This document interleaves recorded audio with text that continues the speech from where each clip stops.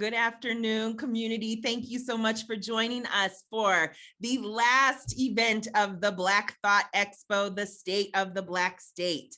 We're so very, very excited to have you here. I want to open us up today with greetings from our Governor, Michelle Lujan Grisham. She wasn't able to be here, and so she sent us a letter to really show her support of the Office of African American Affairs and her support for this event.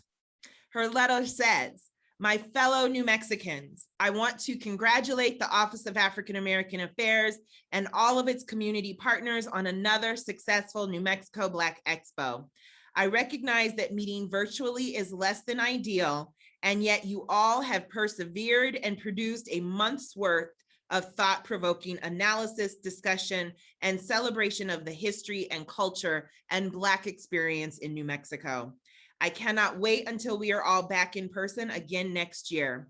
We will more than make up for what we missed over the last 15 months. I think we will have the best Black Expo yet, and I hope to have the honor of being invited to attend and the opportunity to talk with each and every one of you. The New Mexico Black Expo is about elevating and centering the Black experience, making space for what is important to the African American community in our state, lifting up these essential voices, sharing and discussing where we've been, where we are, and how we will get where we all hope to go. In New Mexico, our multiculturalism is our greatest strength. We are proud of our diverse heritage, we know our history, and we celebrate each thread in the tapestry of who we are, every race, every creed, every identity.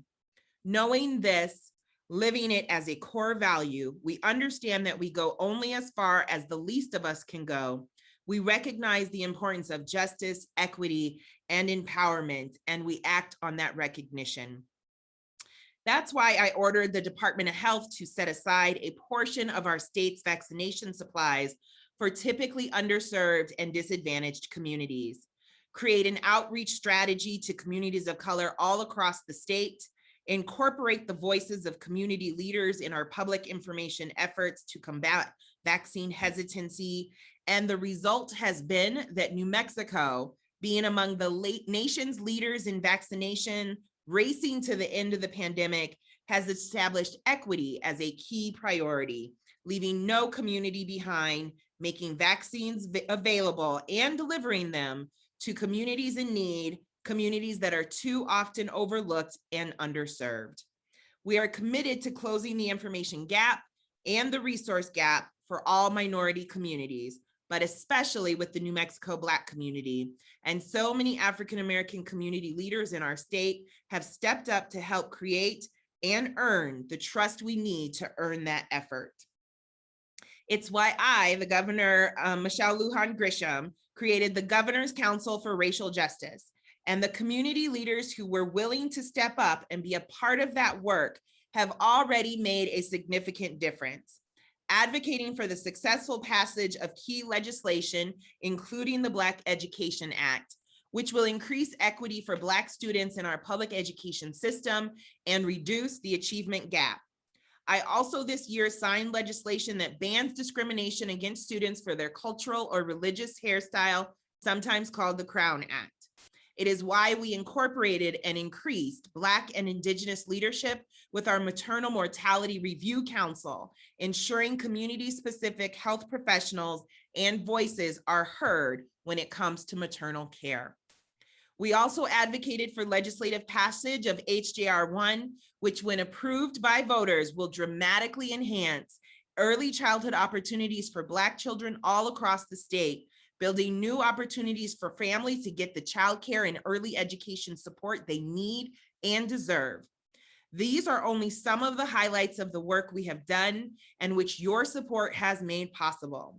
We're expunging cannabis convictions, righting those past wrongs of the failed war on low-level drugs that for so many decades have targeted people of color, unjustly ripping apart and holding down Black families. We are going to keep working. We know we need to support Black-owned businesses as we recover from the pandemic and ensure loans and grants are accessible and meaningful. We know we have so much more to do to create the just, equitable, and empowered New Mexico we all expect and deserve, and which Black community leaders in our state have advocated for and fought for. Together, every day, we will keep building and making progress. Thank you for the opportunity to share these words with you, and God bless, stay safe, and I hope to see you soon. Signed, your friend and colleague, Michelle Lujan Grisham, Governor. We're so excited to open this event up with her words and all of the things that we know New Mexico Black communities are asking from our state government, and very excited to open with the promises that she is giving and the ability for us to access our government needs and those things that we deserve. I noticed last night as I was watching our speakers, how interconnected our social issues are. That as we talked about mental health, that led us into what is happening about feeling welcome or not feeling welcomed in our higher education institutions. That brought us to thinking about how the Department of Veteran Services can offer more and be able to collaborate with each of our organizations, and also the mental health needs of our Black veterans. And as we talked about all of the other issues, we looked at how radical self-care is when we take care of ourselves. But most importantly, what I saw last night was the power of us, the power of Black communities, and how wonderful it is when we represent our stories, when we share our data, when we are the ones explaining what it means to us and being the experts. It is us relaying our information, but more importantly, us presenting our solutions. And so I am so excited to do that again today. All the excitement and all the wonderful that we had last night, doing one more time today. And so I want to introduce again Danessa McDaniels, who gave us wonderful poetry last night. And for those of you who maybe didn't see last night, please watch for the recording to come. Danessa is Universal Poet. She is a striving young African-American woman from Albuquerque. She has been writing all her life, but only discovered slam poetry her freshman year of high school. Since then, she has been a part of the Albuquerque Youth Slam team, the New Mexico Poetry Out Loud, the Albuquerque Southwest Shootout Indie Poetry Slam, and ranked in the top 60 in the Women of the World Poetry Slam of 2020. She currently travels to other states to host workshops and poetry slam competitions, and she's successfully publishing poems. She is a 3-time self-publishing poet, and her work can be found online under Danessa MC or Universal Poet. Danessa, welcome back. Thank you so much, Tammy. I truly appreciate it. Before I just jump into one poem that I have, I kind of wanted to give a slight trigger warning. My work is very realistic, and I shed light on a lot of issues that would make most people uncomfortable. But instead of being uncomfortable, I want to challenge those of you today to face what makes you uncomfortable about words and issues that people speak on. So I just wanted to get a slight trigger warning before I get started. But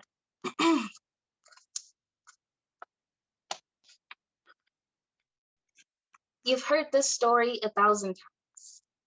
You know the one.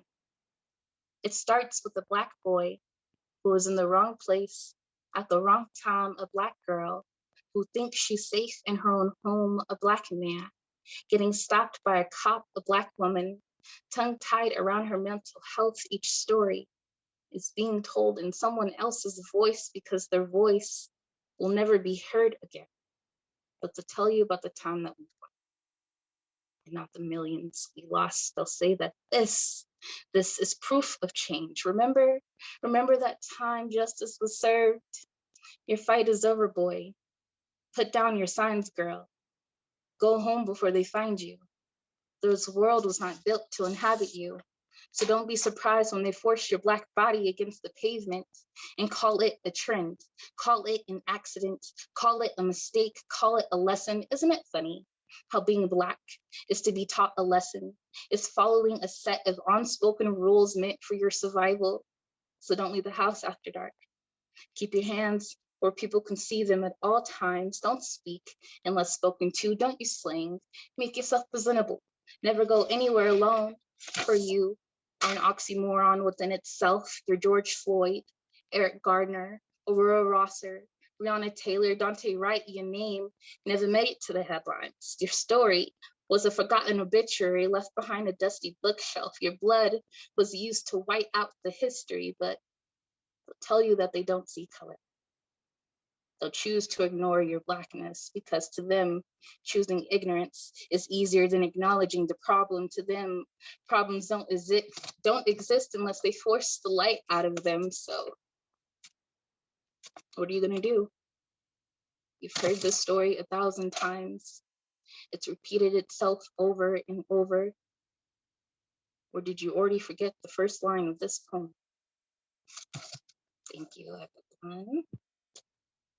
And that is that poem. I have one more, if that is okay. And this is actually going to be from my first book, Hydration. And it's been a while since I was able to read out of this poem. So out of this book, so I'm a little excited.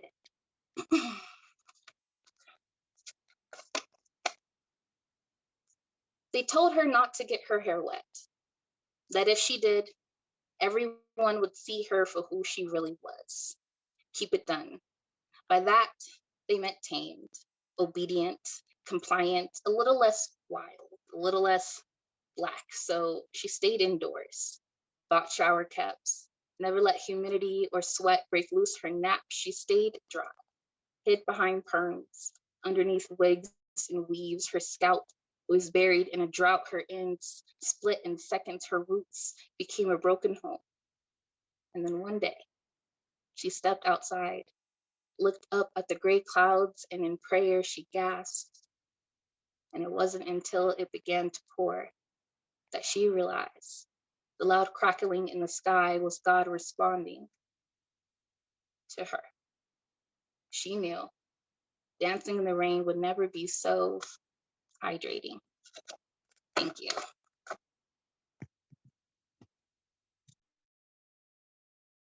Vanessa, thank you so much. We so appreciate you being here, but that poem was just such a message to me personally. And so I thank you so much. And really, thinking about the wonderful legislation that was passed just this January on anti-hair discrimination, you just gave us, like an anthem. So appreciate that very much. Of course, my pleasure. Thank you for having me, everyone. Absolutely. Next, we want to bring to our virtual stage Dr. Trefinia Peel-Eady.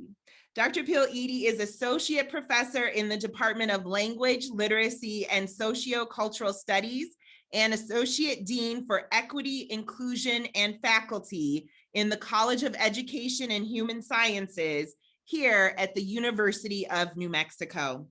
Her current research examines learner identity formation and culturally responsive teaching practices in varied learning environments across content areas and grade levels. She has received several awards and recognition for her work in social justice, equity, and community service, including the UNM Outstanding Faculty of Color Award, Presidential Luminaria Award, Sarah Bell Brown Community Service Award, and most recently, the 2020 Minister's Fellowship of Albuquerque and Vicinity Citizens Award. Dr. Peel-Eady has authored and co-authored a variety of articles and chapters in books, and we are so very excited to have her here today to lead us through what is Black education here in New Mexico. Dr. Peel-Eady. Okay, thank you. I appreciate that. It's my pleasure to be here today. I thank the New Mexico Office of African American Affairs, Executive Director Amy Whitfield for that wonderful introduction. Thank you. Executive Assistant Tammy Watson, and everyone who made today possible. I am a longtime friend of OAAA and continue to admire the work you're doing to sustain the Black community in this state. Bravo. I also want to acknowledge the great work of all the Black Expo honorees who presented yesterday, my co-panelists presenting today, and everyone joining us via this virtual platform. Lastly, I want to acknowledge the land upon which I do my work as a researcher, scholar, and administrator at the University of New Mexico, the traditional homelands of the Pueblo of Sandia, the original peoples of New Mexico, Pueblo, Navajo, and Apache. I honor the land and the people and gratefully recognize the history. I am honored to spend time with you tonight at this Black Thought Expo, connecting what I've learned from my scholarly work to education in our beloved state, and offer a few thoughts on ways to move us forward. I must warn, these are my thoughts and not necessarily the perspectives of the University of New Mexico. To this end, I have outlined the talk to first discuss some statistics about Black students generally in the state, generally, nationally, and then in the state specifically, and then also to discuss some key concepts and terms, and to take time, if you'll allow, to connect the concepts of culture, language, and identity to ways of thinking about interventions. With that, I mainly have three things I want you to take away today, just three. That young people have valuable knowledge producing experiences outside of school that inform their in-school experiences.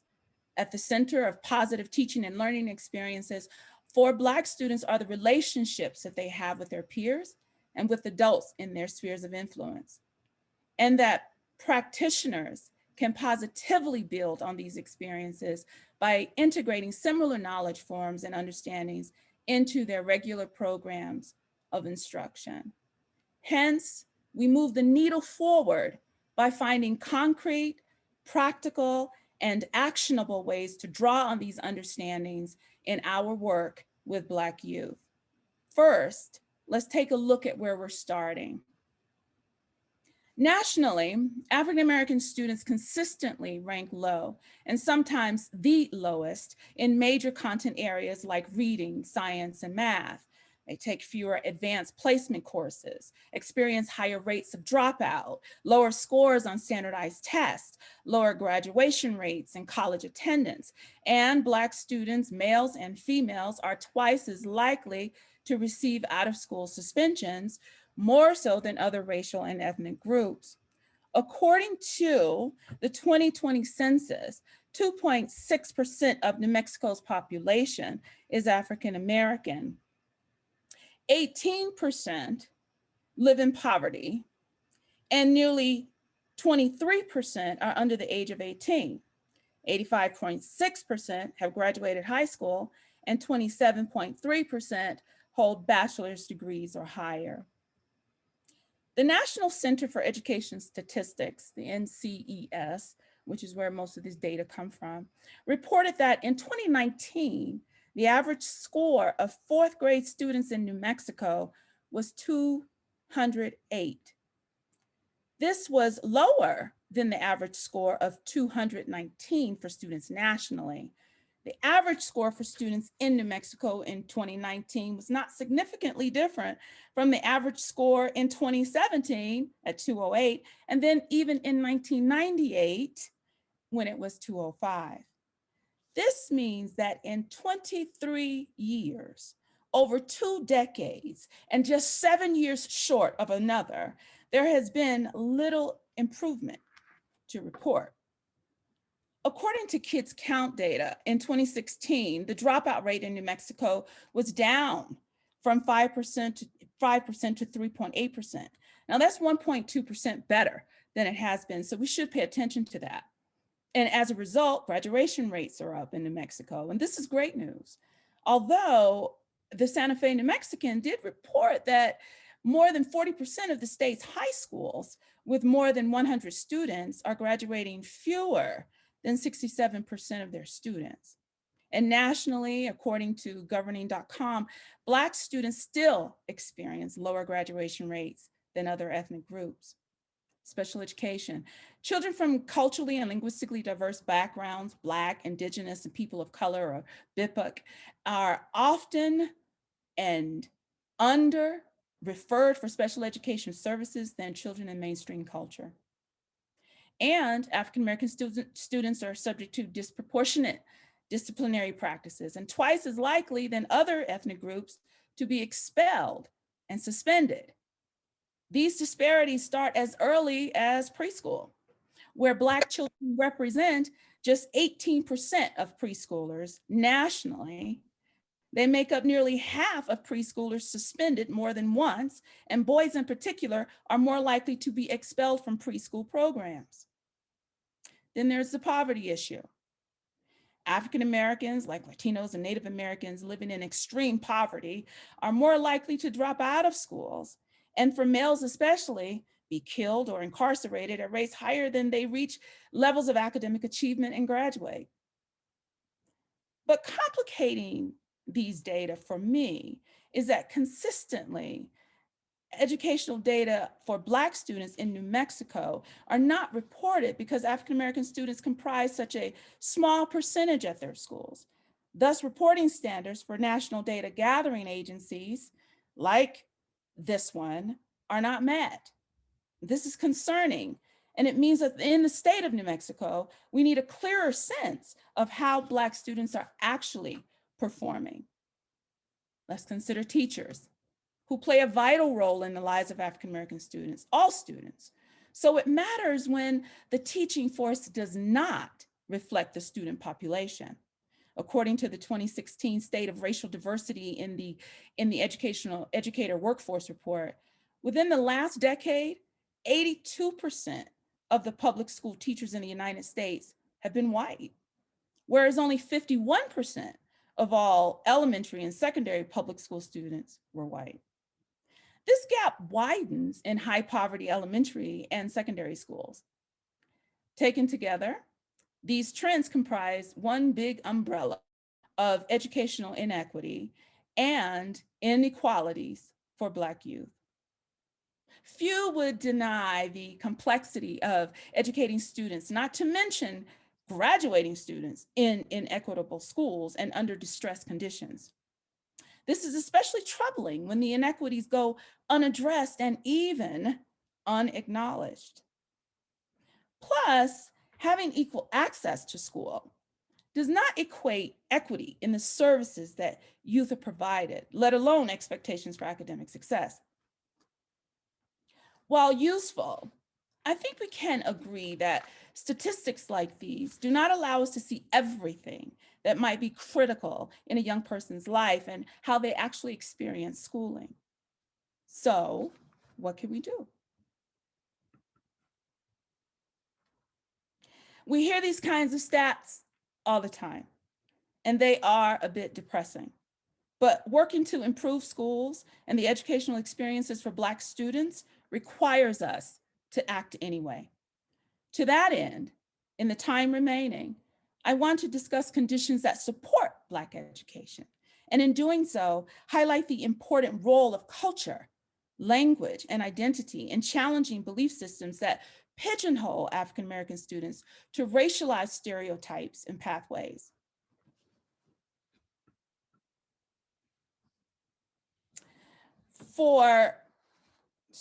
Apologize there. For the sake of clarity, it's important to operationalize some key terms and concepts first. Let us establish that race and racism function to systematically exclude certain groups from full participation in the social system. Culture. While scholars do not necessarily agree on the set definition of culture or how it informs what happens institutionally, most do agree that it concerns a lot of things: language, beliefs, ways of being, things we produce, and practices we engage in, and so forth, things that get passed down across generations. Culture is important to consider because schools ought to present as spaces that appreciate and build on the full range of Black students' experiences too. To this end, these are questions I ask in my own work and that I'm posing to you today as we consider how to better schooling experiences for African American learners in New Mexico. Dr. Gloria Ladson Billings and several other scholars have identified multiple pandemics from this past year. COVID-19, of course, but also an anti-Black pandemic that requires what she calls a post-pandemic reset of pedagogy and practice that supports students' culture. Many of us take the position that students learn better when curriculum is culturally relevant and teaching practices are culturally responsive. Culturally relevant and responsive pedagogy are important to ways of thinking about education that empowers students by using cultural reference to impart knowledge, skills, and attitudes that students need to be successful. While culturally responsive teaching, as articulated by Dr. Geneva Gay, is on using that cultural knowledge to make learning encounters more relevant and effective. The learner identity that generally gets ascribed and reproduced for Black youth is often negative and deficient, with very little attention to Black culture as assets for learning. This brings me to language. School inequity manifests in belief systems about language varieties that position some groups as intellectually and culturally inferior. That would be Black folk. Such is the case with African American English. But scholars have meticulously documented the distinctive features and usage of this language variety. It has form, function, utility, and many Black students speak it. But the point I want to make about African American English is this. Not all African American children speak it, but for those who do, they are no less competent than are other students. Now, I've dedicated my research to exploring spaces where African American learners are afforded opportunities to excel socially, linguistically, and culturally. One of these places is the Black church, which is credited in research for fostering positive self-identity and connectedness, resilience, perseverance, and positive self-actualization, higher rates of school attendance. You see the list here. Higher levels of school achievement and fewer disciplinary problems, and strong parental involvement. As an educational institution, the Black church is culturally and historically significant, providing rich language and literacy practices for African American learners, informing their oral and written language use in classroom settings. And like other culturally specific community contexts, the Black church provides African American youth with a safe space to acquire and demonstrate knowledge with the scaffolded support of adults who can relate to their experiences and who are genuinely invested in their future, well-being, and to their psychological and emotional safety too. Youth are empowered and cared for in this space. And more to the point, their cultural identity is affirmed rather than negated. In her work, scholar Lisa Delpit refers to individuals who expect a great deal of their students, convince them of their own brilliance, and help them to reach their potential in a disciplined, not deficient, structured environment. She calls them warm demanders. I have written about the Sunday school teacher as a warm demander. Now, those of you who are churchgoers, consider that for a moment. In New Mexico, at least 51% of the population affiliates with a religion. And I believe there are over 100 plus designated Black churches in the state. So what should practitioners do? to embrace the ideas that center culture, language, and identity, we must first accept that color blindness is a racist perspective that is detrimental to the learning experiences of Black youth. Now, I'll let you sit with that for a moment, considering the current conversation about critical race theory. Listen, difference is not the problem. The problem are the attitudes and meanings that we attach to difference. Practitioners must embrace the cultural aspects of students' lived experiences as valuable and be intentional and deliberate about drawing on these aspects in the classroom. Then seek culturally competent mentors and advocates for students. This involves active recruitment and retention of Black teachers and administrators throughout the state. Black children need to see representations of themselves throughout their schooling experiences.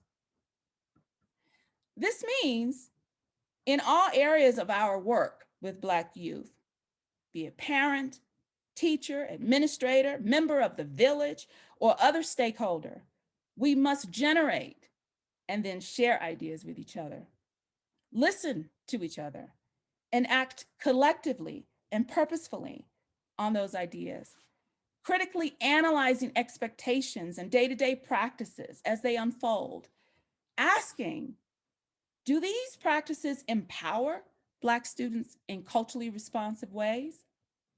And lastly, consider the potential for unintended consequences and stay mindful of our future directions. My grandmother used to frequently warn me to be mindful of roads paved with good intentions.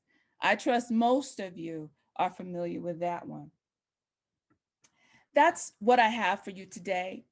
I thank you for your time and for listening so attentively. This is a dialogue. Let's continue the conversation in solidarity and commitment to the education of Black students in our state. Ashe, ashe, it is done. Thank you so much, Dr. Peel-Edie. We are so proud to hear that message, proud to know that we need to mobilize and work together. And as you said, this is the start of a discussion. We will continue it. I want to invite next Leon Howard. Leon began his career working as an assistant district attorney in the 1st Judicial District of New Mexico.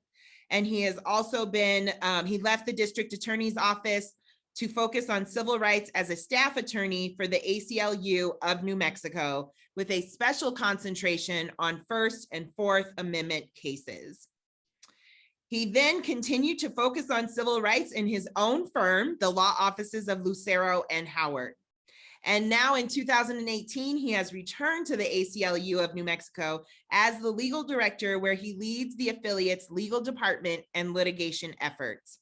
He is passionate about advocating for the rights of underrepresented populations and people who are victims of governmental and institutional abuses of power. We're very excited to have Leon here today to speak to us about how the Civil Rights Bill is going to impact our Black communities. Mr. Howard. Good afternoon. First, I have to say it's an honor to be a part of this panel with so many accomplished, amazing Black women. Not sure exactly how I snuck onto the slate, but I'm happy to be here. My name's Leon Howard. I was raised in New Mexico. I love our state. Huge shout out to Amy Whitfield and her staff for putting together such an amazing presentation and making it seamless for the presenters. Serves as a reminder as well that the Black issues aren't just something that we should focus on in February. These issues impact us every day. I'm the legal director at the ACLU of New Mexico, the state affiliate, the largest civil rights organization in the country. And here in New Mexico, our primary issues center on criminal system reform, women's access to adequate health care and reproductive health services, and immigrant rights. And we view all of this work through a racial justice lens. there's some traditional kind of civil rights areas that the ACLU is known for, like First Amendment work and LGBTQ plus rights, privacy rights, and we always have cases going on in those areas.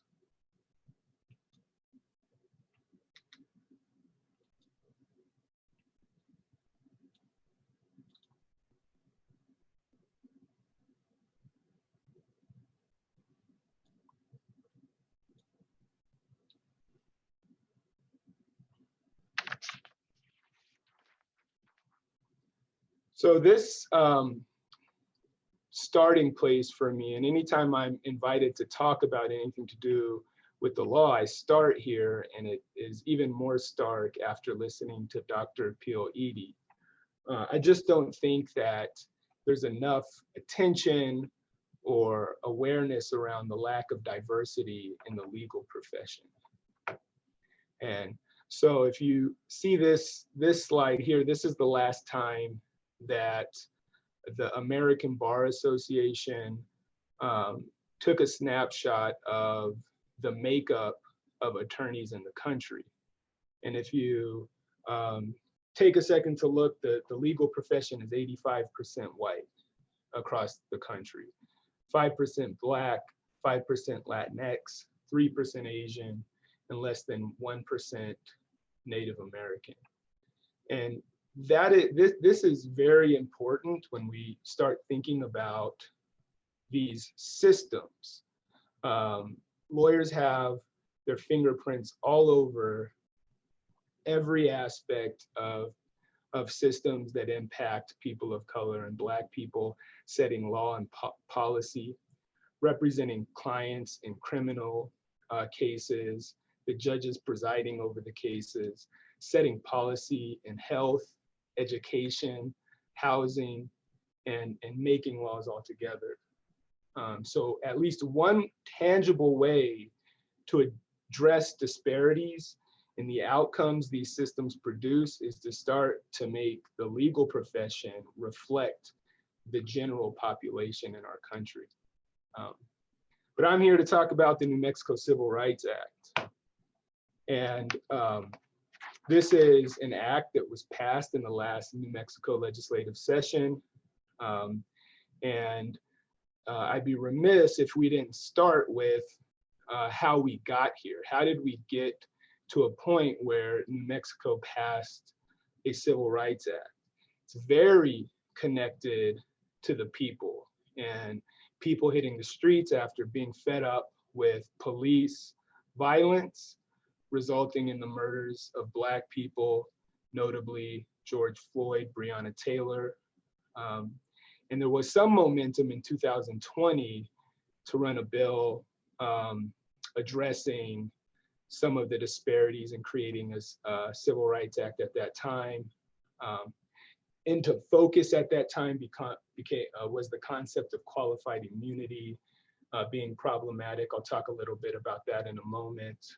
And what ended up happening though at that time is the governor enacted a civil rights commission. And that led to, in this past session in 2021, a Civil Rights Act being introduced and passed. And there's so much credit to go around to organizers and policymakers and people who were working tirelessly locally and nationally here in New Mexico to make sure this act got passed.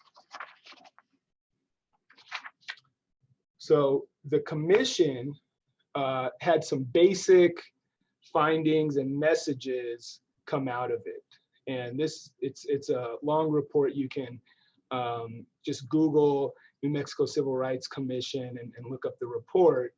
But some of the high level takeaways, I'll go over those right now. And this opening to the Civil Rights Commission report is very informative and powerful. The New Mexico Constitution recognizes fundamental rights that protect people from government overreach or abuse. But today, over 100 years after statehood, New Mexico still does not have a statute that allows victims of state constitutional violations to recover in court.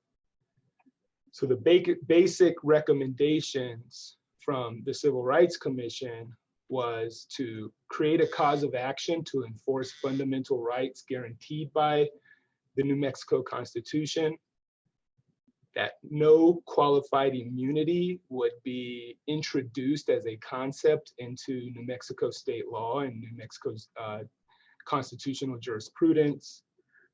Recovery would be available for victims of governmental overreach and abuse, and that the government employers would ensure payment for found civil rights abuses. And so as a starting place, when I talk about George Floyd, Breonna Taylor, what's going on across the nation, some people may say, well, what does that have to do with New Mexico? Is this actually a problem in New Mexico? And as you probably can guess, the answer is yes. New Mexico, for 4 straight years, has been #1 or #2 in police shootings in the country. As Dr. Pialiti indicated in the last presentation, this is the latest data on the Black population in New Mexico, 2.6% Black across the state, and 3.3% Black in our in the city of Albuquerque. And we're anticipating new data coming out this year. There's a delay with that, so these numbers may look a little different soon. A lot of attention going to what the latest census data will look like. I'm hoping that these numbers will raise. I just feel like I'm seeing a lot more Black people in our communities. And a brief filed in the DOJ v. Albuquerque matter. As we all know, that the city is currently under a settlement agreement with the DOJ because the Albuquerque Police Department was found to have engaged in a pattern and practice of excessive force in their policing. And a brief filed in that case highlighted that 7.5% of all of the shootings and 10% of the fatal shootings involved Black people. And that's for a city that is 3.3% Black. And there's data out there that you can find from the Prison Policy Initiative that will show you that Black people appear in our incarcerated population in New Mexico at a rate that's 2 to 3 times the population of the Black people we have in New Mexico. So there are systemic issues with our criminal legal system that disproportionately impact Black people in our state. And just, there's this notion in our state about, the multiculturalism, and sometimes you can feel some complacency kind of around discrimination that occurs in our state. And this is just a snapshot in the past few years of cases we've had involving Black people. And I want to make clear that not all of these cases center on government conduct, and the New Mexico Civil Rights Act is geared specifically to constitutional remedies when the government acts. But I show these examples just to give you a snapshot into some of the discrimination in our organization that we've taken cases on that involve discrimination against Black people. We've represented 2 young Black men in separate instances, one in Albuquerque, one in Santa Fe, of these young men being called derogatory terms while just trying to check out and buy items at convenience stores. There's been 2 separate instances where we've represented Black women in the workplace who were called derogatory terms in the workplace, and one of those cases was at a government entity. We had a case that we recently resolved on behalf of a Black federal agent who was assigned to New Mexico and was pulled over 3 times in 28 days by BCSO officers on the same stretch of road on I-40. Kind of found out that if you are a Black person driving a rental car on I-40, the percentage of chances that you will get pulled over by that department are astronomically high. We represent a Black man who is evicted and fired from a job at an apartment complex for a 20-year-old conviction. And we know in our community that Black people are impacted by the criminal legal system, and a lot of Black men gain criminal records at an early age for a lot of different reasons. And these convictions follow them for the rest of their lives. And this case has a lot to do with trying to cut against that narrative. After people have paid their debt to society, they should not still be retaliated against or discriminated against because of those convictions. And then even recently, we've seen discrimination against Black Lives Matter protesters by state government entities. Notably, one Black man was called the N-word in a text thread among Metropolitan Detention Center officials, higher ups, and it took several months for that information to come out to the public. And so, you know, we're representing individuals who were engaged in protected speech, particularly at the height of Black Lives Matter protesters, and were retaliated against because of it by government entities. So to back up, I mentioned I would talk a little bit about qualified immunity and why it should be celebrated in our state that we have done something to cut against this. And the reason why qualified immunity is so problematic is right now, the only mechanism to remedy a civil rights abuse is if you bring a case, there's no cause of action under our state constitution. So you have to bring it under our federal constitution, which necessarily means your case will end up in federal court. And this barrier of qualified immunity, it was a judicial construction. So it's not a statute that the legislature put together, and it's not a law in the books. It's a law that developed through case law by federal judges. And the purpose at the beginning was to cut against frivolous civil rights suits against the government and to protect the government.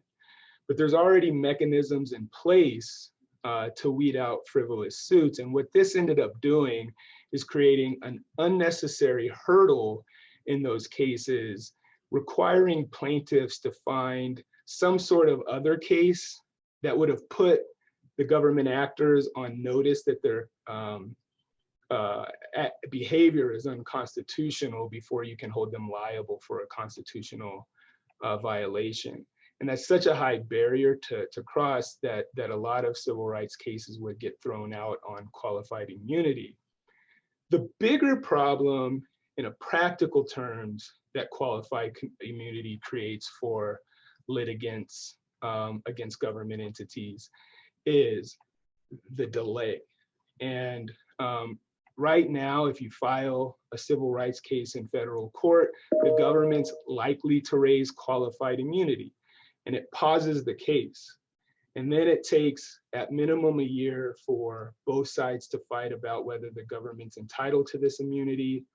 And if the plaintiff prevails, the case then is entitled to an automatic appeal to a federal court, the 10th Circuit Court in Denver. And then you have these judges in Denver deciding constitutional rights for people in New Mexico. And that takes at minimum a year. And if you prevail in Denver, the case gets kicked back down here to New Mexico, and then you can start your case. And so at minimum, you're talking 2 years out of the gate before you can even start litigating that case. And a lot of times it's a lot longer than 2 years, you're talking 5 years. So the delay that qualified immunity caused in federal civil rights litigation can be unjust in and of itself.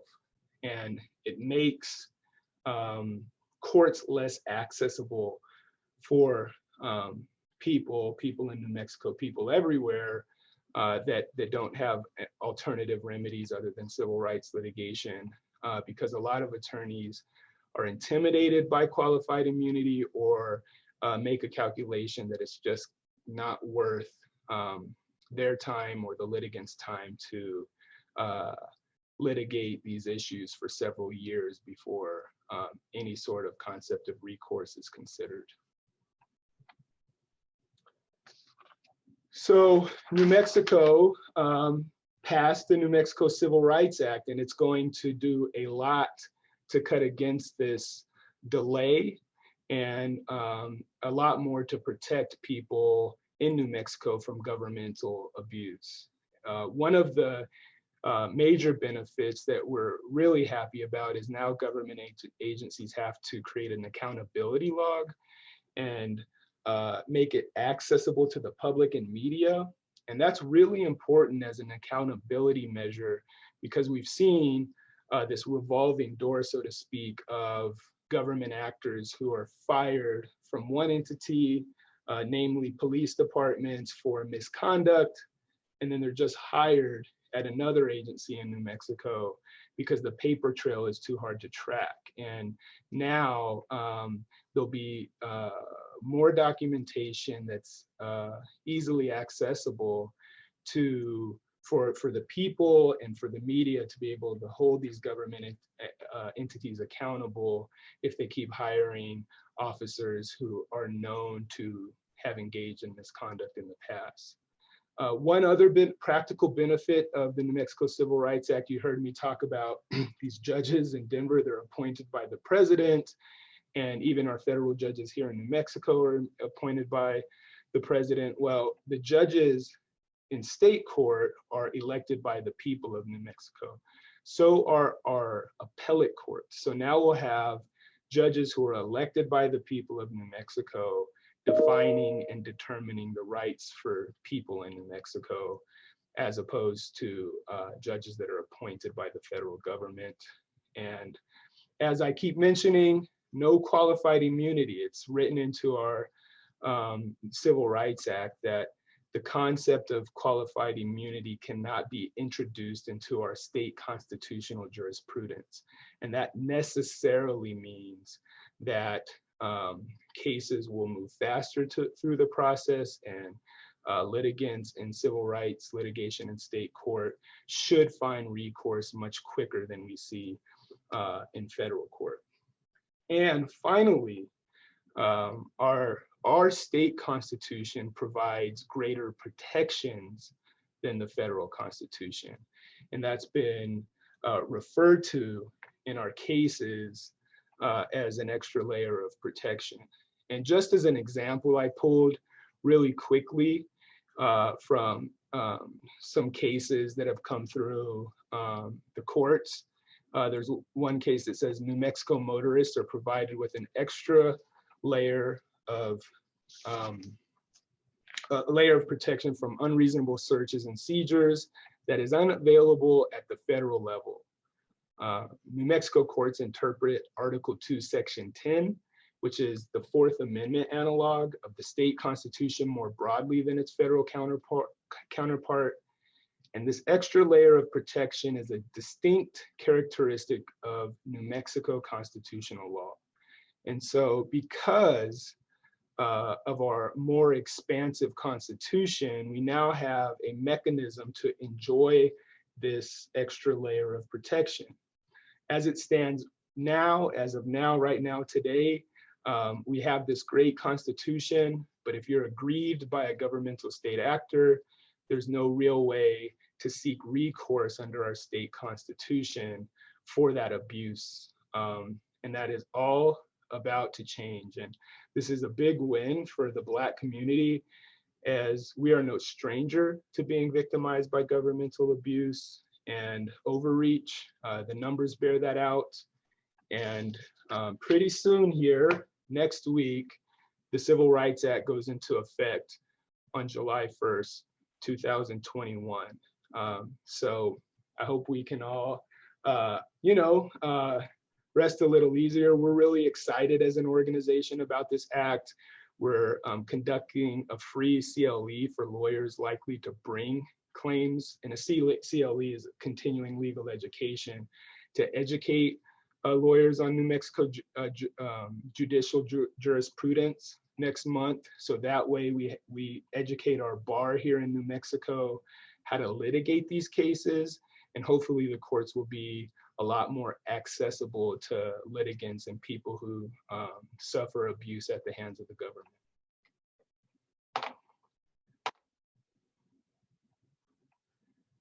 I just want to check the chat, Amy. I don't know if there were any questions directed at me, which I'm happy to answer. And if my time is up, I'm happy to let the next presenter go.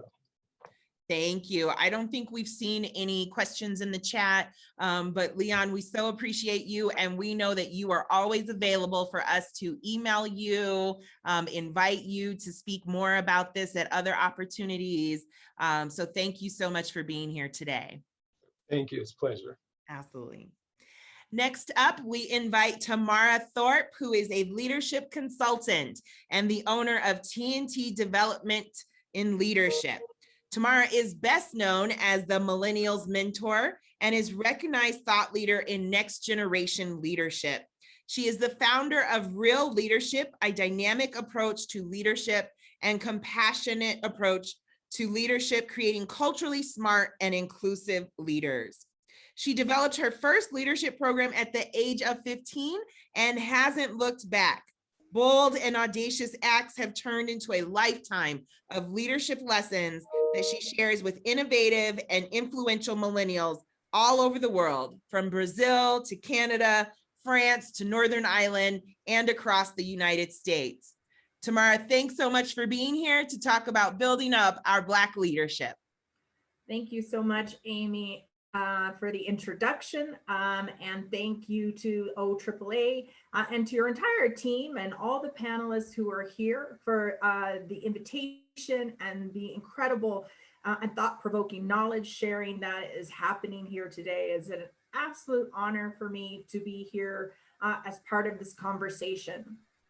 And as you said, I'm best known as the Millennials Mentor and the founder of Real Leadership and the Real Mentors Network. And so today, when we think about what Dr. Pialiti and Leon Howard have shared, we know that there is a growing demand for Black leadership within the state of New Mexico. And so whether that's in education or in law or in politics, or within our businesses and nonprofit organizations, we know that there is a lack of representation and a need for all of us to have a larger voice within our institutions and organizations within the state of New Mexico. And so, and I believe that mentorship really is at the heart of that. And I know for me, when I think about my career and my path and my journey, that I know that mentorship has been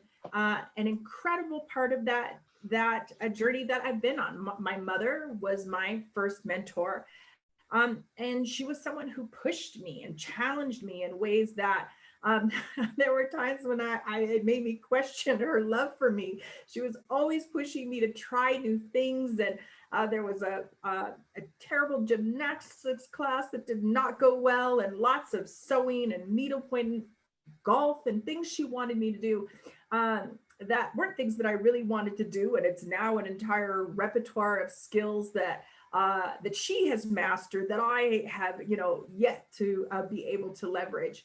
But she pushed me. She pushed me to try new things, and was constantly sending me away to summer camp. And that's where I learned to sail and hike and ride horses and things today that I don't have a lot of interest in doing. But growing up, they certainly challenged me to try new things and think outside the box and be outside my comfort zone. And in spite of all that, when I was 16, I wanted to travel abroad. I had an opportunity with my school to travel internationally, and I wasn't sure, out of all the things that my mom would let me do, whether or not that would be something she would let me do.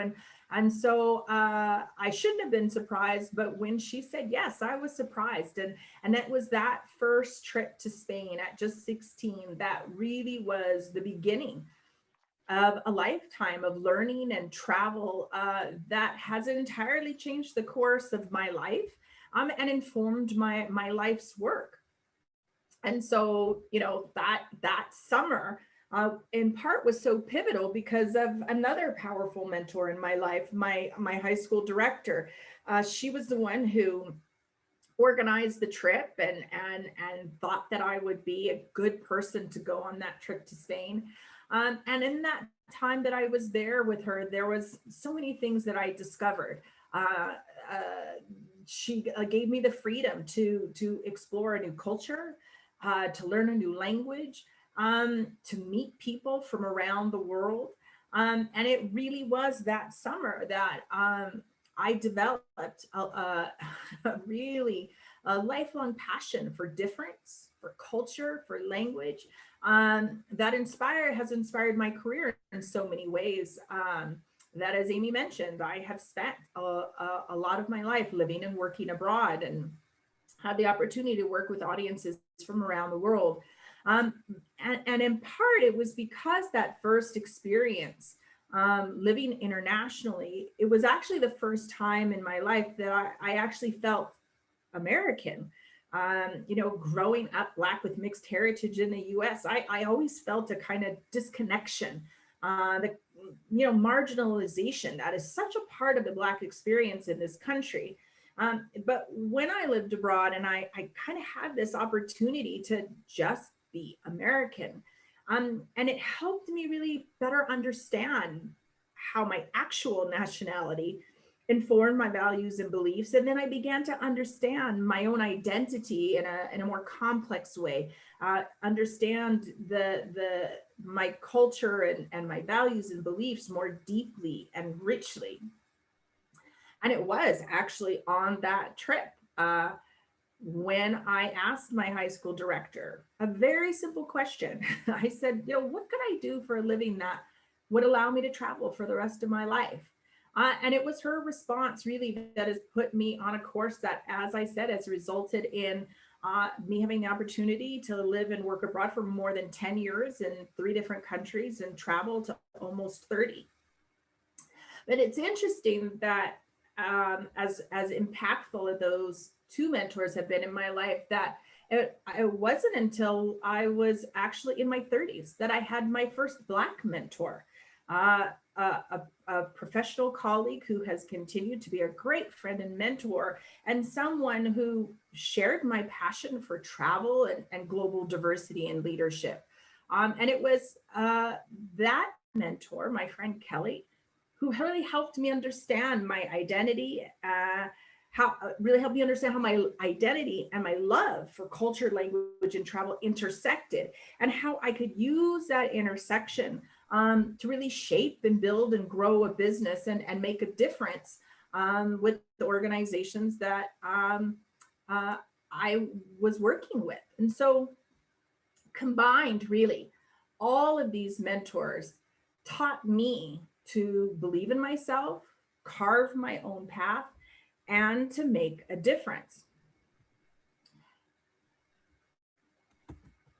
And so I share these stories because very much to this quote, right? Good mentors are usually behind the ignition of the spark to succeed in their mentees and proteges. And certainly for me, the experiences that I had with my mom and with my high school director and my friend, mentor, and colleague, Kelly McLeod-Shingen, have really been that initial spark, that catalyst that has driven me to do more, to have a bigger vision, to challenge myself and push myself outside of my comfort zone and consider the impossible, achieve it, and then really put myself in a position to ensure that other people have that same opportunity. Because what I believe is that this is not only true for me, but it's true for all of us. So many of us have had incredible mentors along the way, but we know that there is a need, particularly within the Black community, for more mentorship. And in my work, I've learned from the research that mentoring can have an impact and does have an impact on an individual's success and career trajectory. And that individuals, especially women and women of color, miss important career development experiences when they don't have mentors. In fact, Cornell University found that mentorship programs do more to increase representation of people of color within institutions and organizations than any other initiatives like diversity training and recruitment practices, right? But it really is the mentorship that creates the inclusion, the safety, and the kind of belonging that people need to feel engaged and excel. And they also found in that same study that it not only increases representation, but also promotion and retention. And we know that from more research that one of the biggest obstacles, in fact, for all women, is being held back by what they now are calling the broken rung, right? That's them missing the opportunity to be promoted at the earliest stages in our career. And this is directly linked to the lack of sponsorship and mentorship within organizations.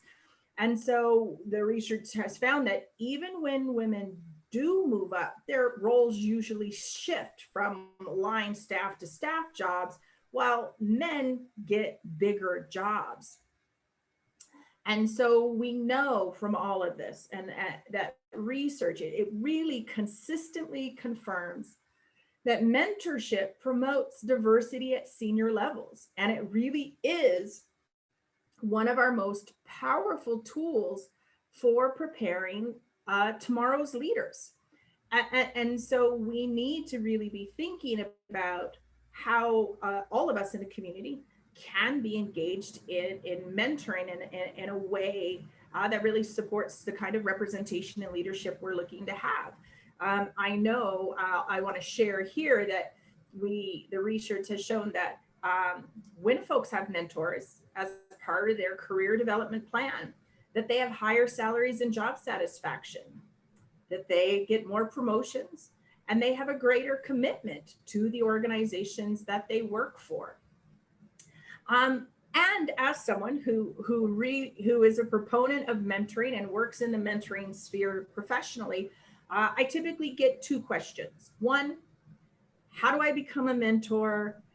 Or how do I find a mentor? And so I want to talk a little bit about what mentoring could look like and how we become good mentors and mentees, and how we can find mentoring relationships that help us achieve these outcomes.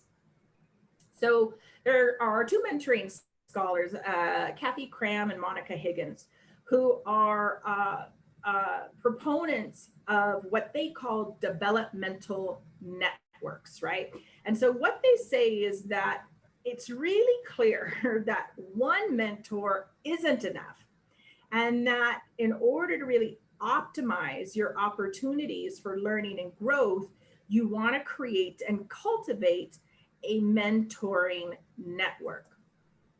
And I share this quote here because it very much resonates with my own experience, right? What made a difference for me was having different kinds of people who served as mentors. These were individuals whose ideas resonated with me. What they said made sense to me personally. They were not necessarily senior people in the organization, but they included my employees, peers, and senior management. And for me in my life, they have included people that I've worked with, people that have worked under me, people who've worked above me. They've included family members. They've included people who eventually became friends. But what they all had in common was a commitment to my growth and development. And that this developmental network that I have continued to sort of form and foster in my lifetime, we all can cultivate, right? And it's really about having a group of individuals who have a genuine interest in your development and then are uniquely qualified to assist you in a critical aspect of your learning and development. And very often that can't be done, right, by one person. This is something that is, as we have said before, it takes a village. And so we know that developmental networks, when we put them together successfully, that they can help us identify a career path and determine how to succeed at the next level, whether it's within our education or within our career and or within an organization. So we want to be thinking from the earliest ages and stages, whether we're talking about students in middle school or elementary school, middle school and high school, university and upwards, that it is never too early to start and it's never too late to start. So often people say, well, aren't I too old for a mentor? And absolutely not, right? We're never too old for a mentor because there's always so much more to learn, and new things to try and new ways to stretch and grow and challenge ourselves. And having developmental networks, it really does help us develop critical job skills and knowledge that provide a real lifeline to developing that know-how competence, right? And then it opens up networks, and that really assist us in developing those knowing who competencies. And so whether it's within a community or within an institution, we know how important relationships are to getting our foot in the door, to getting those interviews, to getting those promotions. And you want to have people saying your name, talking about you, and then making sure that you've got the skills and knowledge to back it up. And so what really is most important when building a developmental network is diversity. You want to not only consider mentors from diverse cultural backgrounds, but you also want mentors with a diversity in roles, skills, and experience to help you develop new skills and learn about identities that are different from your own. I know in my professional development that, I struggled with technology a lot in the early stages. Now I know we all sort of feel like experts after this last year and a half. But early in my career, I really struggled. And so I've had mentors who I could rely on to help me develop my confidence in tech so that, I've been able to work remotely for the last 10 years, being able to use new and innovative platforms with a kind of agility that I wouldn't have got without that kind of support, as well as having mentors that have helped me develop my expertise within my field and industry. But having that diversity is so important because, as I said, one mentor really can't do it all. And so I know that people say, well, it's hard to find one mentor. How do I find more than one mentor? And I understand that because, we are living in a new reality and we are working from home. Many of us are preparing to go back to work. But what I have found in my own research that I did, that technology actually increases mentoring opportunities, and it actually gives the mentee more control over your interactions with mentors. And so when we can access mentors virtually on social networking platforms, for example, like LinkedIn and other virtual events and groups, it gives us control in who we connect to. And very often, it's easier to make that self-introduction in a virtual environment than it might be at an in-person event where there's a lot of people and more competition for a person's attention in a finite period of time. In that virtual environment, you're not limited by those constraints of the kind of formal mentoring relationship that one might have in their own organization where they work, or not relying on that water cooler time that you kind of hope to run into that person at the water cooler to ask to help and support you. And so one of the things that I've learned to do is to really leverage virtual platforms like LinkedIn. And it wasn't too long ago that I reached out to a Black executive, a Black woman executive who is very high profile in the marketing industry. And I had a question and I reached out. She responded right away, gave me her direct email, her mobile number, and I was blown away at the level of access she gave to me immediately.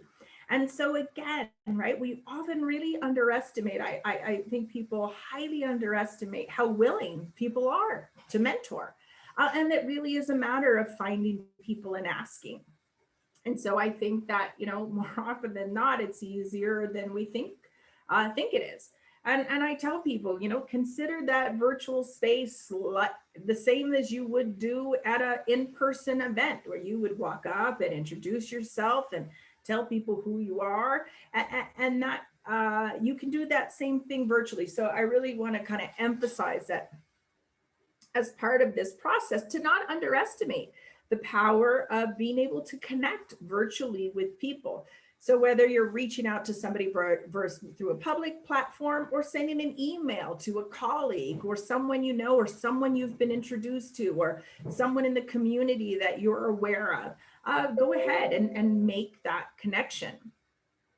Because whether you're building that network in person or virtually, it's important, right, to have these mentors, right? I've given you all the stats, and those of you who have the experience, you know how vital it is.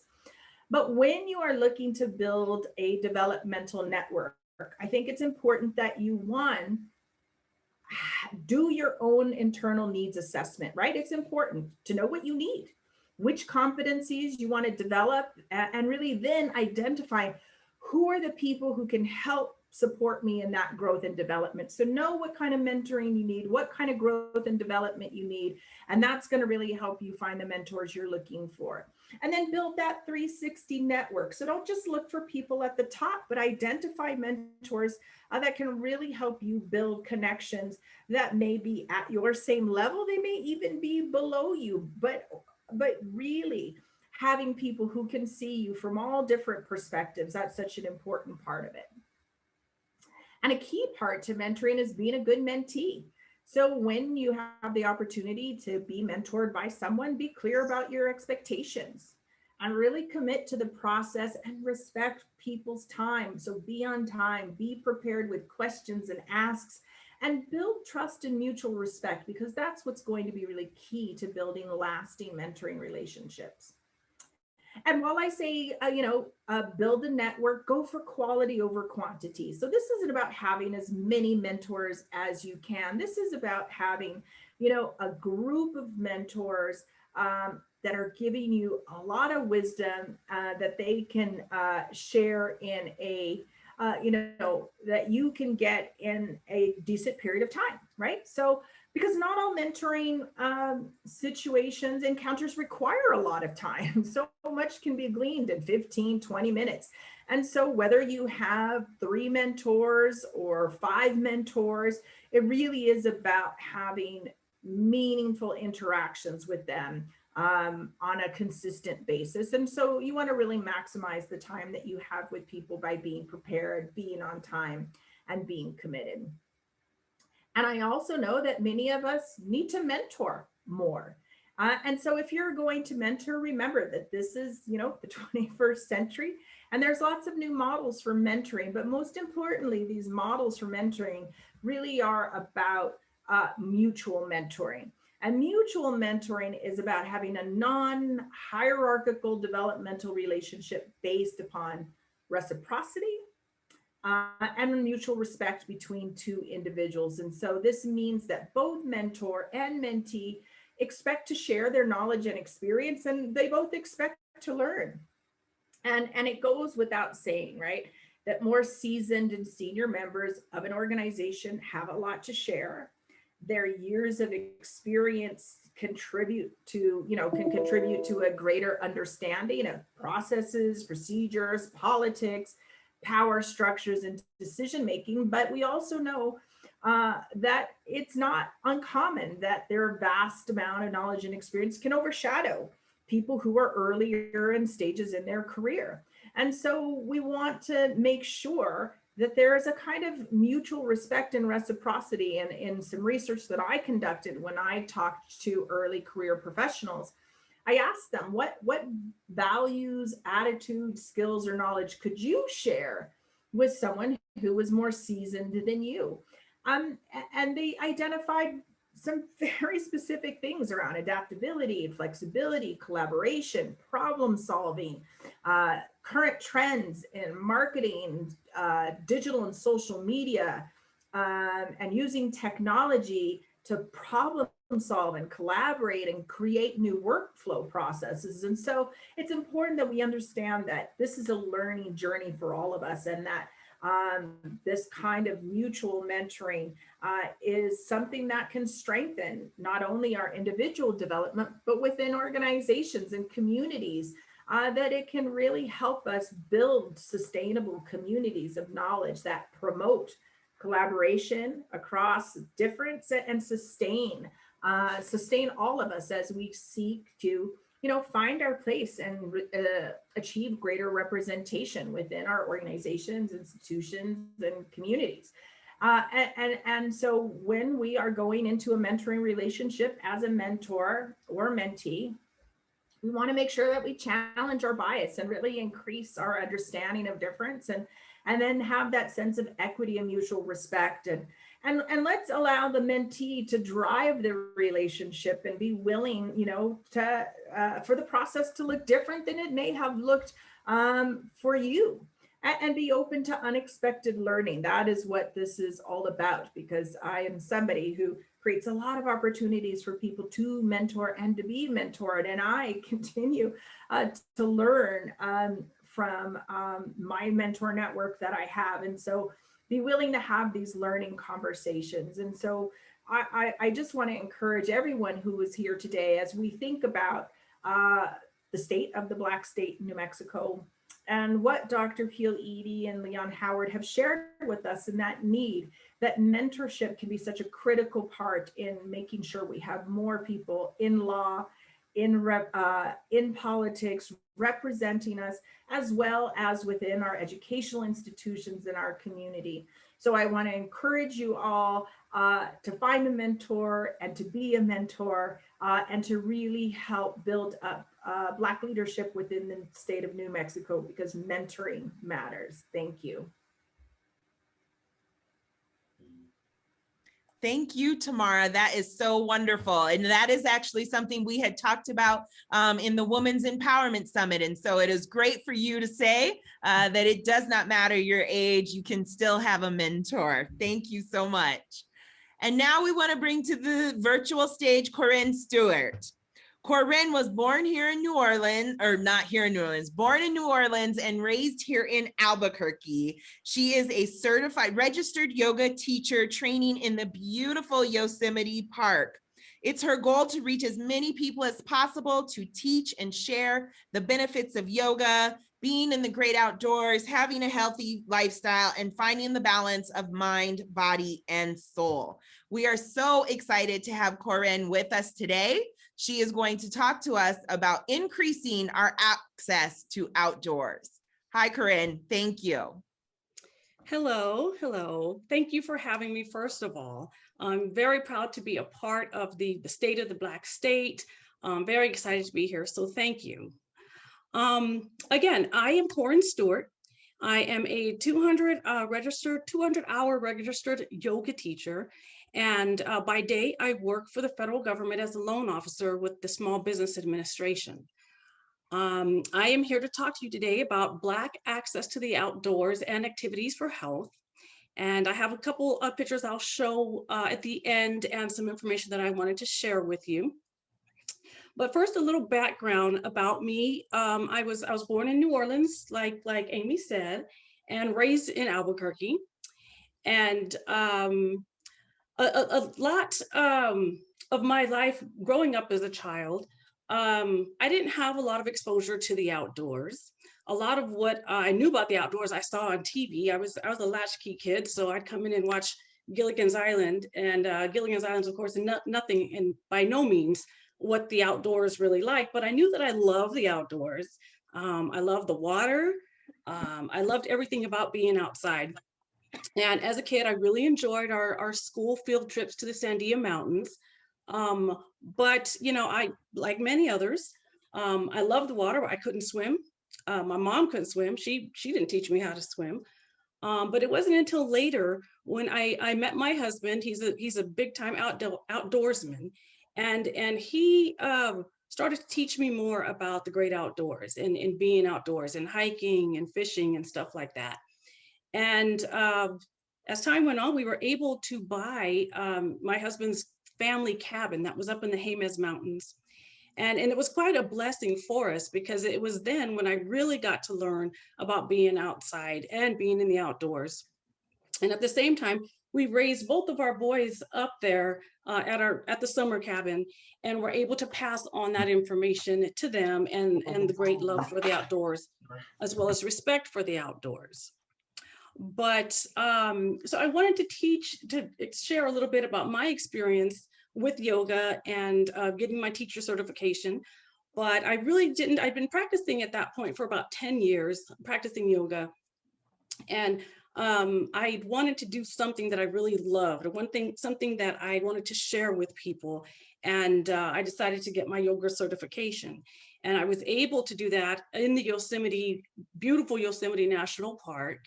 But like most Black people, when I would go to a yoga class, I was the only Black person there.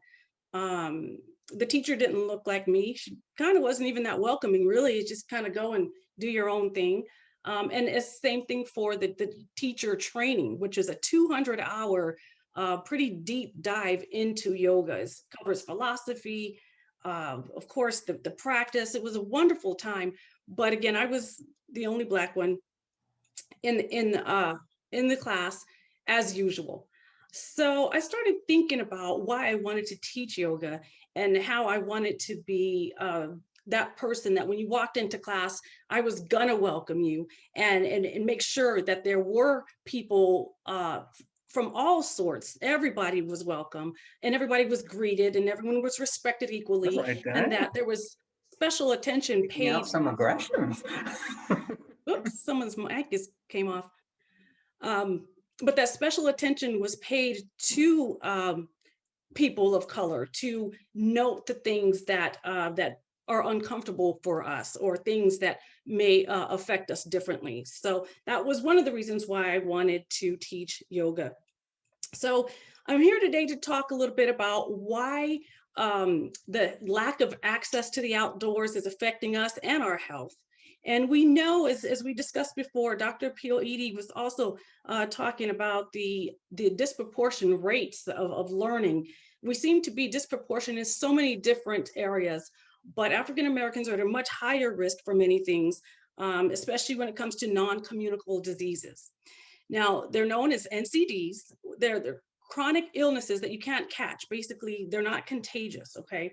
And non-communicable diseases include cancer, diabetes, lung disease, heart disease, stroke, all of these things that are affecting us at alarming rates. So again, when I thought of teaching yoga, I knew that I wanted to lower those numbers and decrease the big gap, the disproportionate gap, and create awareness and inspire change to show people that yes, we are out there doing yoga, and we're out there in the great outdoors, and we can reduce those numbers. According to the IRMA, that's the National Parks Report on Attendance and Visitation, this number blew my mind.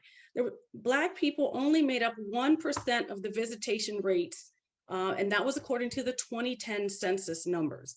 Now, I know the 2020 census numbers are not out yet with the coronavirus, and I'm sure that increased in 2020, but to still think that only 1% of all national parks were visited by African-American people, or those who resonate as African-American. The numbers were up to 10%, but that was including all people of color. So I went with the 1% because I could not believe that that was the actual figures.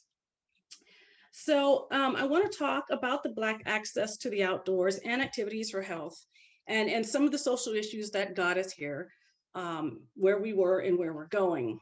So give me a second here to share my screen.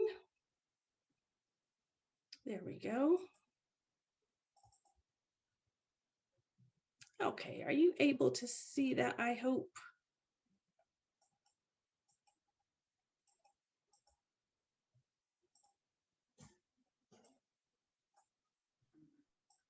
You still can't see it.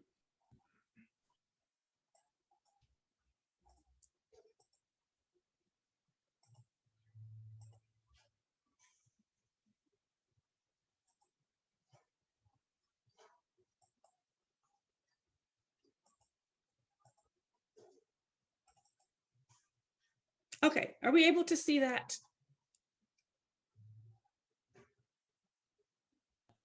We're seeing the document right now. Great, okay.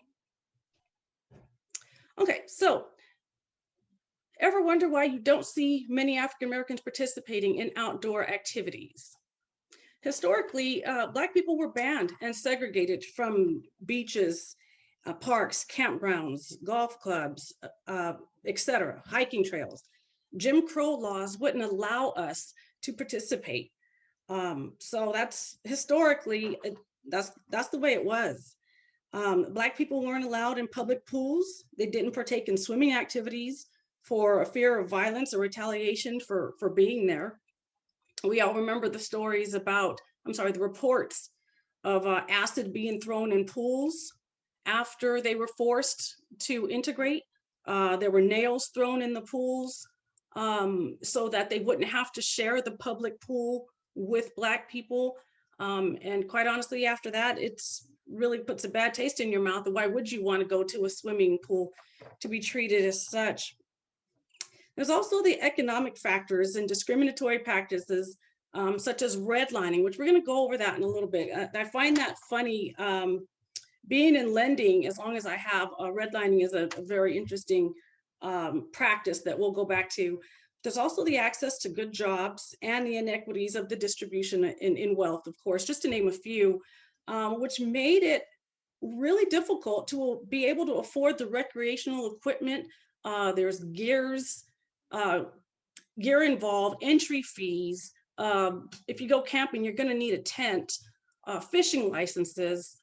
All those things that's discretionary income that sometimes people didn't just have that sitting around. Not to mention having paid time off or vacation leave. I know it was just me and my mom, and she had to go to work. She didn't have 2 or 3 days to take off to take me camping. So let's talk about redlining. Redlining is the discriminatory practice of outlining zip codes on maps around certain Black neighborhoods or boundaries that banks and institutions use to restrict services or grant loans, business loans, mortgage loans, personal loans, you name it. They would use what they call redlining. And of course, the practice they say has since stopped, but to think that if you lived in a certain zip code that was redlined on these people's maps that they would some have on display in their office would keep you from getting the services, loans, especially business loans, not to mention how that affected the value of the home that you had that you could leave to your children. Again, that was redlining. That was one of the practices that affecting the distribution of wealth today. So also that has led to gentrification now, which is something else that we're seeing that is affecting the uneven distribution of wealth. There's also the lack of representation or depiction of Black people in outdoor marketing ads, magazines. Dr. Carolyn Finney wrote a book called Black Faces, White Spaces. It's really good write about how she looked through all of these magazines and ads, and you never see Black people in the outdoors or camping or hiking. So with that, if you're an African-American person, you're looking at these ads, you're thinking, I'm not in this picture. This doesn't apply to me because I don't see myself doing it. I don't see myself there.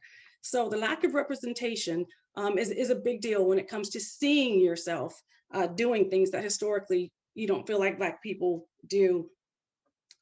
There's also the feeling of being unsafe. There's a negative association with the forest and the woods because historically that was often the setting for violence to take place. Lynchings, that's where they would take people to lynch them. And the woods were not a happy place. There was no association for that there. And most recently, the murder of Ahmaud Arbery, who was jogging while Black, I call it. You know, when you say get out there in the outdoors, sometimes you have to be careful because as you can see, things like that are still happening as recent as last year. So that is a little bit of where we were, how we got here, but I want to talk about where we're going and really what I want you to take from this speech. But we really have to debunk the myths and the sayings that we tease and we say, oh, Black people don't swim, Black people don't hike. We have to change the mindset and the stereotypes. I have a good friend, a funny story that we were looking for something to do in 2020 and something free, didn't cost a lot and wasn't exposed to a lot of people during this coronavirus. So we decided to go for a hike. And we asked our one friend and we said, hey, we're gonna go for a hike up in the mountains. You wanna go with us? And the first thing out of her mouth was, Black people don't hike. I'm not going, I don't know about that. And so we talked her into it and it was, trust me, you're gonna have a great time. Just wear some closed-in shoes. It'll be fun. And lo and behold, we got on the trail and there were other Black people there. She was meeting people as she passed them on the path. We were clowning, joking, having a wonderful time. And at the end, a couple days later, she's sending us text messages about other paths and hiking trails that she wants to go on. So we were happy that we were able to make a believer out of her that yes, Black people do hike and we will have a good time. And you'll be fine if you join us. So we were able to change her mind. But we have to make healthy eating and our health a priority. You know, we hear that a lot, but getting outside is a good way to do that. You can search for outdoor activities and retreats. Some of the organizations offer programs, especially around inclusion and diversity. Some offer lower discounted options. On Instagram and Facebook, I follow a group called Black Girls Trekking. And it's a group of Black ladies that go hiking everywhere. And I love to see their pictures. In Yosemite, actually where I received my yoga teacher certification, they actually have a full week retreat for people of color and Black women. And I've been wanting to attend that, but since it's a week long, that's a bit long for me. And I haven't been able to make it, but it's a really good retreat that they're offering. There's Climbers of Color. Alex Bailey, he's the founder of Black Outside. You can visit his website. He's got a lot of good things going. Every Kid Outdoors offers free or discounted programs. And of course, you could always reach out to me or the Office of African American Affairs. I'm be instrumental and more than helpful with finding some programs that are full of diversity and inclusion. We also have to remember swim class. Sign up to take a swim class and teach your children to swim. Another alarming rate is the amount of African-American people who are drowning. They don't know how to swim. So we have to arm ourselves with that knowledge. It could possibly save a life. And even Mrs. Thorpe was just speaking about mentoring. There are a lot of mentoring programs and opportunities to mentor someone and teach them about the good outdoors, hiking, swimming. It's a great opportunity. You can organize your own hike or outdoor function, create a group to walk, picnic, hike, camp, especially to promote and teach the youth and the others about the benefits of being in the great outdoors. Before you do that, make sure you do your research so that you can fully enjoy the experience. I tease my kids, and if we're gonna go hiking, don't show up wearing flip-flops and a tank top. It might be 30 degrees once the sun just sets and we wanna enjoy our time. So be prepared. Take advantage of being outside. Studies have shown that being outside, the fresh air lowers blood pressure, relieves stress, improves your mood, restores brain function and your mental energy, which is so big right now. We just feel like we're drained. It helps reduce depression, anxiety, and the vitamin D has been known to fight off certain diseases and bone and muscle pain. But remember, if you're doing all that in the sun, you have to wear your sunscreen. But the psychological and the emotional benefits of being outside are just overwhelming. We must restore our connection to the land. Remember, our Buffalo Soldiers assisted in the development of many of our parks, our national parks, by the way. Black cowboys, they blazed the trail, and even our early explorers and abolitionists helped bring us to where we are today. So it's important that we repay them by keeping our connection to the Mother Nature or the great earth alive. And not lastly, but make time for yourself. Being outside doesn't mean you have to be in vigorous physical activity. You can sit in the stillness of the outdoors, clear your mind, pray, meditate, just breathe and take it all in. So right now, I want to show you a couple pictures of some outdoor time. Let's see, am I still there?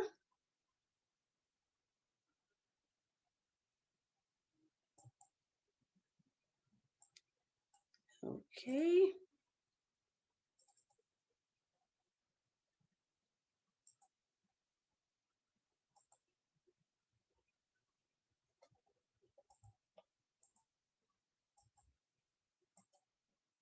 Okay, are we able to see this picture? Yeah, we can see it. Oh, great. This is the beautiful El Capitan in Yosemite National Park. This was one of the days we were doing our yoga teacher training outdoors. Absolutely beautiful day. If you have the opportunity to go to Yosemite, please, please take advantage of that time. But what I found most interesting in this picture is that that circled is a rock climber. They have a huge number of people who decide that they can climb El Capitan, and more power to them. They are every day. You can just sit and watch and use the binoculars, and I find it so fascinating to watch these people climb, and it's just mind-blowing to me the amount of energy and will and determination that they have to get up there, because I know that would not be me. But as we were leaving, we ended up getting caught up in Yosemite a little bit longer than we wanted to with traffic and stuff. And we were leaving at night, and I have never been in Yosemite at night, but as we were leaving, I got one last glimpse of El Capitan, and I noticed the lights. I don't know if you can see them real well. There's about, 6 lights here. And I said, wait, what are the lights on El Capitan? These were people who obviously didn't make it up to the top of the mountain in one day. I don't know why I didn't think of this before, but that's a long hike. You're exhausted. You cannot do it in a day. So basically you kind of stop and have something to eat. You roll out your bed and you go to sleep suspended on the face of El Capitan, and then the next morning you wake up and you continue your journey up. Now this is a different level of I don't know, outdoorsy hikers, campers. It just blew my mind that they were able to do that and have the nerve to do that. So when I say be outside, it does not have to be this extreme, but it was really cool to see that they're out there doing it. This is the beautiful Beastie Badlands. We have to talk about how beautiful New Mexico is. And I have to say it correctly, it's Beastie de Naz, and out of respect for the Navajo, that's the Navajo name. And this is probably about 35 miles south of Farmington. It's a beautiful park. Make sure you don't go like in June or July when it's really hot like we did. Go when it's cool, go early and bring sunscreen and bring water, but you could walk and hike and just see these beautiful pinnacles and all of the rock formations. It's mind-blowing. I lived in Albuquerque for over 30 something years and never knew that this was here until I moved to California. Go figure. Lastly, this is the Nogales ruins. And this is probably about an hour away from our cabin that we talked about. Again, this was a really short hike, about about a mile. And the last part of it was a little bit steep. But just to know that this is right down the street in your beautiful state of New Mexico, you have to take advantage of these. I have a couple more videos of some ruins that we were able to see. In the future, we hope to be able to offer like guided hikes and tours and stuff like that to see some of these ruins. But that's just two. There are so many places to visit and hike and see, and beautiful trails to explore in New Mexico. But other than that, that is all I have. If you would like to contact me, I can be reached at yogaofcorin.com. I would really like to thank the Office of African American Affairs and Amy Whitfield for having me and all of the wonderful speakers. It was so wonderful hearing you all. Again, contact me if you need anything at all. And namaste. Namaste, Corinne. Thank you so much. Thank For you. those of you who have been watching our time, you know we have run over, but it was so important for us to hear these amazing experiences and stories and guidance for us in what we can do as Blacks in the community to move forward all of these social issues. And so we are very, very excited to have Candace Hollingsworth as our keynote speaker today. But what we have decided to do, because we do not want to cut her time short, she has an amazing message that we all want to hear around setting a Black political agenda. So what we will be doing is we will be recording her message, and we will post that for everyone to be able to read, or not read, to be able to watch at a later time. So please watch for that, as well as the recording of last night, the recording of other Black Thought Expo events. I just want to thank our sponsors, the City of Albuquerque and NewMexicoWomen.org, for helping us highlight this event and make sure that people in our community are getting a chance to represent themselves, to show our subject matter expertise, and to have solutions that are coming from us. I hope that you all have enjoyed the Black Thought Expo throughout this month. I hope you all have enjoyed this time with the Black State of the State. And please let us know your thoughts and feelings as we record this on YouTube. Email us if you're interested in giving us specific feedback. We really want to know how we can improve this event for next year, when we will do it in person, and we will all feel the energy of Black people representing themselves, showing solutions in their own areas of expertise. Thank you all. Have a great afternoon.